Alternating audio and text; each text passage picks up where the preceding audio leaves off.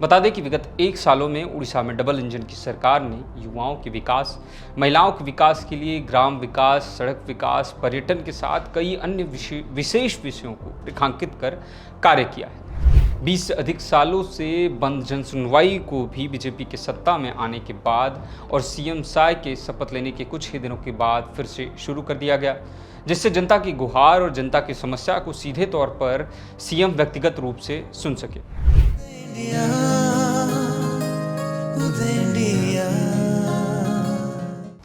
उड़ीसा में मोहन मांझी और बीजेपी सरकार के सुशासन का 1 साल पूरा हो गया है। 12 जून 2024 को मोहन मांझी ने उड़ीसा राज्य के मुख्यमंत्री के रूप में शपथ लिया था, जिसके बाद से ही सीएम मांझी दोगुनी रफ्तार के साथ राज्य के विकास के लिए काम कर रहे हैं। बता दें कि विगत 1 सालों में उड़ीसा में डबल इंजन की सरकार ने युवाओं के विकास, महिलाओं के विकास के लिए ग्राम विकास, सड़क विकास, पर्यटन के साथ कई अन्य विशेष विषयों को रेखांकित कर कार्य किया है और यह कार्य काफ़ी बड़े स्तर पर किया गया है।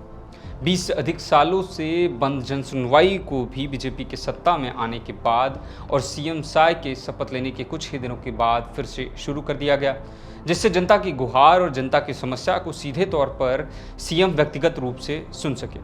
हर सोमवार को सीएम के शिकायत प्रकोष्ठ में साप्ताहिक जन सुनवाई कार्यक्रम का आयोजन होता है। इन सत्रों में प्रमुख मंत्री और सचिव शामिल होते हैं, जो विकलांगों, वरिष्ठ नागरिकों और सहायता की तत्काल आवश्यकता वाले लोगों सहित हजारों लोगों को अपनी चिंताओं को व्यक्त करने के लिए एक मंच प्रदान करते हैं। बता दें कि विगत 1 सालों में मांझी सरकार ने उड़ीसा में कई विकास कार्य किए हैं। सुभद्रा योजना, धान की खरीद पर 800 रुपये अतिरिक्त, श्री जगन्नाथ मंदिर के चारों द्वार खोलना और 500 करोड़ रुपए का कॉपर्स फंड ने जनता का भरोसा जीतना, ऐसे तमाम कार्य उड़ीसा में सीएम मांझी के नेतृत्व में सरकार में किए गए।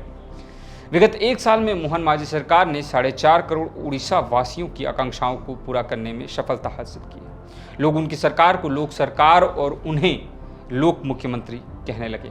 विकास के नजरिए से देखा जाए तो प्रदेश में मांझी सरकार की यह उपलब्धि काफ़ी बड़ी है। प्रदेश में 1 साल के अंदर भ्रष्टाचार के खिलाफ जीरो टॉलरेंस नीति लागू की गई है, जो काफ़ी बड़ा फैसला है और प्रदेश विकास के हित में है। उड़ीसा के मुख्यमंत्री के रूप में 1 वर्ष पूरा करने पर मोहन चरण मांझी विनम्रता, दृढ़ता और समावेशी शासन का प्रतीक बनकर उभरे। आदिवासी बहुल क्योंझर जिले से आने वाले और संथाल समुदाय के ताल्लुक रखने वाले मांझी का राज्य के शीर्ष राजनीति पद पर पहुंचना ऐतिहासिक है। केवल इसीलिए नहीं कि वह उड़ीसा के पहले आदिवासी मुख्यमंत्री, बल्कि इसलिए भी कि उन्होंने एक सादगीपूर्ण और धरातलीय नेतृत्व का उदाहरण प्रस्तुत किया है, जो अक्सर नौकरशाही और दूरी से ग्रस्त पद माना जाता है। मुख्यमंत्री मोहन चरण मांझी के नेतृत्व में सत्तारूढ़ भाजपा 12 जून को सरकार के 1 वर्ष पूरे की, जिसके लिए ब्लॉक से लेकर राज्य स्तर तक भव्य 3 दिवसीय समारोह का आयोजन किया जाएगा। श्री मांझी ने इस अवसर को गौरवमयी बनाने के लिए प्रधानमंत्री को आमंत्रित किया है, जो कि 20 जून को मनाया जाएगा। बता दें कि एक ऐसा राज्य जिसने 2 दशकों से अधिक समय तक नवीन पटनायक का नेतृत्व देखा है, वहाँ मांझी का उदय एक नए युग की शुरुआत है। उनका अंदाज भिन्न हो सकता है, पृष्ठभूमि अपेक्षाकृत साधारण, लेकिन केवल 1 वर्ष में ही उन्होंने सिद्ध कर दिया है कि सादगी कमजोरी नहीं, बल्कि एक शक्तिशाली ताकत है। यह लोगों का विश्वास जीतती है, जवाबदेही सुनिश्चित करती है और सरकार को जमीनी स्तर से जोड़ती है और कार्य पद्धति को सीधे तौर पर दिखाती है कि किस तरीके से एक आदिवासी समुदाय से आने वाला व्यक्ति भी राज्य के विकास के लिए क्या कुछ नहीं कर सकता है। मोहन चरण मांझी का राजनीतिक सफर किसी विलासिता या विशेषाधिकार के साथ नहीं शुरू हुआ। एक साधारण आदिवासी परिवार में जन्मे उन्होंने उड़ीसा के ग्रामीण संघर्षों के बीच अपना बचपन बिताया। पेशे से पूर्व शिक्षक, मांझी ने हमेशा जनता, विशेषकर वंचित और आदिवासी समुदाय से मजबूत संबंध बनाए रखा, जो उनकी मजबूत पक्ष है, और लगातार वो अपने कार्य पद्धति को इसी तरीके से दिखाते हैं कि सादगी से किस तरीके से कार्य किया जाता है। उन्होंने छात्र राजनीति से अपना सफर शुरू किया और बाद में भारतीय जनता पार्टी से जुड़े, जहां उन्होंने एक ईमानदार और प्रतिबद्ध कार्यकर्ता के रूप में सम्मान अर्जित किया। समय के साथ उन्होंने केवझर से उड़ीसा विधानसभा सदस्य के रूप में सेवा दी और लोगों के बीच पहुंच योग्य, ईमानदार और परिश्रमी नेता के रूप में पहचान बनाई। वह कभी एक परंपरागत राजनेता की छवि में नहीं आए, बल्कि जनता के साथ घुल मिल कर रहते। सामुदायिक कार्यक्रमों, जनसेवा पहलों और आदिवासी सभाओं में सहज उपस्थिति उनकी पहचान बन गई। यही स्वाभाविक जुड़ाव बाद में उनके मुख्यमंत्री कार्यकाल की एक अहम ताकत बना। जब मोहन चरण मांझी ने 2024 में उड़ीसा के मुख्यमंत्री पद की शपथ ली, तो यह केवल एक राजनीतिक घटनाक्रम नहीं था, बल्कि राज्य की 22% आदिवासी आबादी के लिए गर्व और भावनात्मक जुड़ाव का एक अनोखा क्षण था। संथाल, मुंडा, कोंद और कई अन्य जनजाति समुदायों के लिए मांझी की नियुक्ति एक लंबे समय से प्रतीक्षित प्रतिनिधित्व का प्रतीक थी। लेकिन इसका महत्व केवल प्रतीकात्मक नहीं था, यह समावेशी विकास के प्रति एक प्रतिबद्धता भी थी, जिसका उद्देश्य सबसे उपेक्षित समुदाय की आवाज को नीति निर्माण की मुख्य धारा में लाना था। अपने पहले ही वर्ष में मुख्यमंत्री मांझी ने यह सुनिश्चित किया कि आदिवासी मुद्दे शिक्षा, स्वास्थ्य, भूमि अधिकार और आजीविका जैसे क्षेत्रों में राज्य की विकास योजना में के केंद्र में रहे।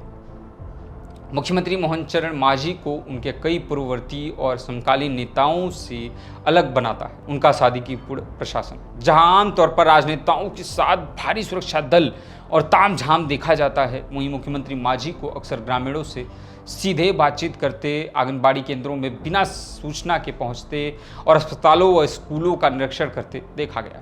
वे अक्सर कहते हैं कि मेरा काम जनता की सेवा करना है, उन पर शासन करना नहीं। यही विनम्रता उनके शासन के तौर तरीके को सबसे अलग करती है, सबसे अनोखा बनाती है।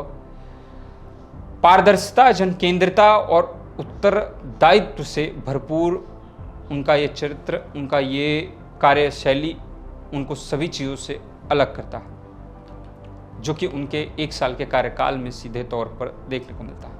उनके कार्यकाल ने शिकायत निवारण प्रणाली को सरल बनाया है, जन कल्याणकारी योजनाओं के लिए डिजिटल पोर्टल शुरू किए हैं और सूचना का अधिकार यानी कि RTI प्रणाली को मजबूत किया है। यह कदम भले ही रोज सुर्खियों में न हो, लेकिन यह उड़ीसा में नागरिक सरकार संबंधों को चुपचाप बदल रहा है। भले ही मांझी पहले आदिवासी मुख्यमंत्री हैं, लेकिन उन्होंने स्पष्ट कर दिया है कि वह सभी उड़ियाओं के मुख्यमंत्री हैं, न कि केवल आदिवासियों के।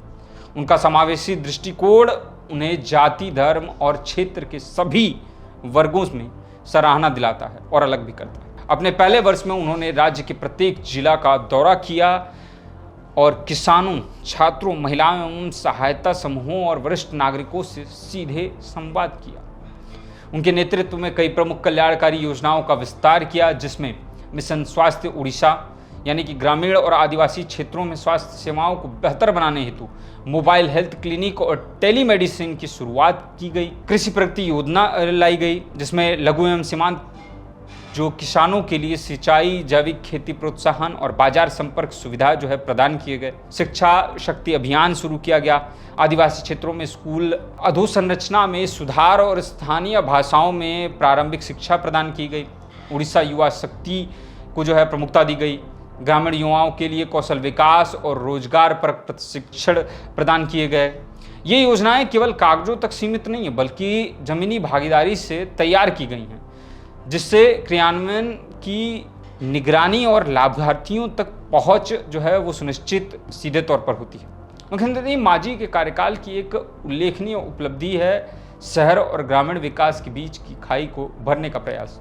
जी हाँ, अक्सर पिछले साल जब उड़ीसा में चुनाव हो रहे थे तो हम लोगों ने उड़ीसा का दौरा किया। लगभग सभी जो लोकसभा क्षेत्र थे उनका हम लोगों ने भ्रमण किया। तो एक तरीके से ग्रामीण और शहरी इलाके जो थे वो अलग अलग कटे हुए थे, लेकिन विगत 1 सालों में इस दूरी को भरने का काम मोहन मांझी की सरकार में सीधे तौर पर किया गया, जो कि एक बड़ी उपलब्धि है। उन्होंने मान्यता दी कि उड़ीसा का भविष्य सभी क्षेत्रों के संतुलित विकास में निहित है। सरकार के एकीकृत क्षेत्रीय विकास योजनाओं की शुरुआत की है, जिसमें ग्रामीण सड़क कनेक्टिविटी, आदिवासी बस्तियों का विद्युतीकरण और ग्राम पंचायतों को सशक्त बनाना ये सभी चीज़ें जो हैं मुख्य रूप से शामिल हैं। साथ ही भुवनेश्वर, कटक, राउरकेला और ब्रह्मपुर जैसे शहरों के बुनियादी ढांचों को स्मार्ट सिटी मानकों के अनुसार जो है डेवलप करना एक प्रमुख विषय है सीएम मांझी के सरकार का। परंपराओं से जुड़े और सांस्कृतिक रूप से सजग मुख्यमंत्री मांझी ने उड़ीसा की जनजातीय विरासत, भाषा और लोक कला को सीधे तौर पर बढ़ावा दिया है, जो कि अलग अलग कार्यक्रमों में सीधे तौर पर देखने को मिला है। चाहे वो उत्कल दिवस समारोह के दौरान दिल्ली में जो उत्कल दिवस समारोह मनाया गया उसमें दिखाया गया, चाहे वो प्रवासी उड़िया दिवस के दौरान दिखाया गया हो, ये सभी जो प्रमुख कार्यक्रम किए गए, इन सभी कार्यक्रमों में इन विषयों को मुख्य रूप से मुख्य धारा में लाया गया है और मांझी सरकार की तरफ से इन सभी विषयों को मुख्य रूप से जो है फोकस किया जा रहा है। उनकी सरकार ने आदिवासी कला रूपों को पुनर्जीवित करने, जनजातीय भाषाओं जैसे कि संथाली, कुई और सौर को संरक्षित करने और पारंपरिक ज्ञान प्रणाली का दस्तावेजीकरण करने की पहल भी की है।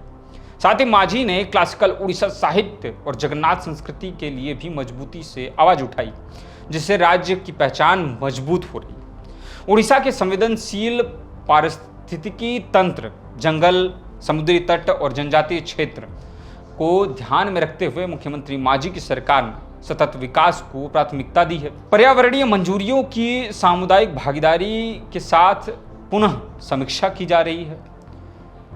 जनजातीय क्षेत्रों में वन अधिकार अधिनियम 2006 के तहत अधिकारों को तेजी से लागू किया जा रहा है। लाह उत्पादन, साल, पत्ते और लघु वन उत्पादों यानी कि एमएफपी जैसे वन आधारित आजीविका के लिए सहकारी समितियां और बाजार संपर्क उपलब्ध कराए जा रहे हैं। ये सभी मांझी सरकार के 1 साल के कार्यकाल के दौरान किए जा रहे हैं, अलग अलग स्तर पर, अलग अलग लेवल पर, चाहे वो ब्लॉक हो लेवल हो, चाहे वो अलग स्तर पे हो। हालांकि पहला वर्ष काफ़ी हद तक सफल रहा है मांझी सरकार के लिए और बीजेपी के लिए उड़ीसा में, लेकिन आगे का रास्ता इस डबल इंजन सरकार के लिए आसान नहीं होने वाला है।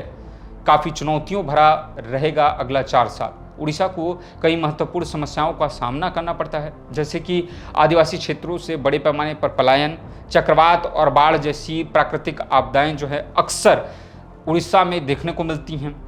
आदिवासी बच्चों में कुपोषण का शिकार अधिकतर होता है, तो ग्राम स्तर पर, ब्लॉक स्तर पर, इन सभी स्तर पर जो है स्वास्थ्य सुविधाओं को मजबूत किया जाना, ये प्रमुख प्राथमिकता है मांझी सरकार की और बीजेपी सरकार की उड़ीसा में। विस्थापन के बिना औद्योगिकीकरण की आवश्यकता, ये सभी जो मुद्दे हैं ये अगले 4 सालों में बीजेपी सरकार, मांझी सरकार और ये डबल इंजन की सरकार के लिए उड़ीसा में काफ़ी प्रमुख होने वाले हैं। तो ऐसे में सीएम मांझी को इन सभी प्रमुख मुद्दों पर सीधे तौर पर ध्यान देना होगा। खनन, पर्यटन और शिक्षा में बड़े निवेश की तैयारियों के बीच विकास और विस्थापन के बीच संतुलन बनाए रखना उनके नेतृत्व की अगली कसौटी अगले 4 सालों में होगी। लेकिन यदि पहले वर्ष का प्रदर्शन संकेत है तो मांझी इसे शांत, आत्मविश्वास और जनकल्याण की भावना से संभालने के लिए सीधे तौर पर तैयार दिखाई दे रहे हैं। बता दें कि मुख्यमंत्री मोहन चरण मांझी का पहला वर्ष यह सिखाता है कि विनम्रता, ईमानदारी और जमीनी जुड़ाव से शासन की दिशा बदली जा सकती है। सादगी कोई कमजोरी नहीं बल्कि उनकी सबसे बड़ी ताकत बनकर उभरी, जिसने उन्हें सभी समुदायों में विश्वास दिलाया। उन्होंने दिखाया कि एक नेता को गरिमामयी दिखने के लिए लोगों से दूर रहने की जरूरत नहीं है। उन्होंने यह भी सिद्ध किया कि विकास करुणामय हो सकता है, नीतियां जन केंद्रित हो सकती हैं और आदिवासी नेतृत्व केवल संभव ही नहीं बल्कि प्रभावशाली और परिवर्तनकारी भी हो सकता है। उड़ीसा उनके नेतृत्व में आगे बढ़ रहा है और वह केवल सरकार नहीं चल रहा है बल्कि एक समावेशी, सहानुभूतिपूर्ण और सशक्त उड़ीसा का निर्माण भी कर रहे हैं। तो दोस्तों, यह थी उड़ीसा में बीजेपी सरकार, मांझी सरकार और डबल इंजन की सरकार की विगत 1 सालों की कार्य पद्धति और सफलता का जो है राज। हम आपको बता दें कि उदय इंडिया टीम की ओर से लगातार उड़ीसा से जुड़े सभी मुद्दों के बारे में जानकारी दी जाती रहेगी। आज की इस कड़ी में बस इतना ही, और भी खबर के लिए देखते रहिए उदय इंडिया डिजिटल। धन्यवाद।